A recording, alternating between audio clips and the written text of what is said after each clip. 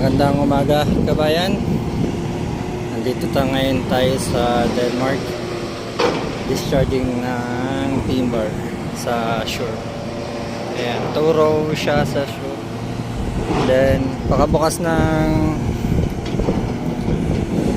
bodega, ayun. Nililinis namin to. Kaya walis namin. Ayan. Para mamaya yung sa kabila na lang ang linisin namin.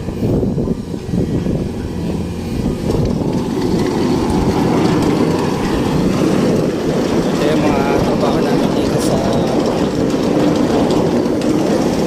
General Cargo.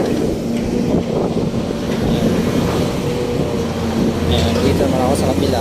Walisin ko naman ito. Linisin ko ito. Pagdala, mapapatungan ng rubber mamaya pag sarado ko ng notch cover.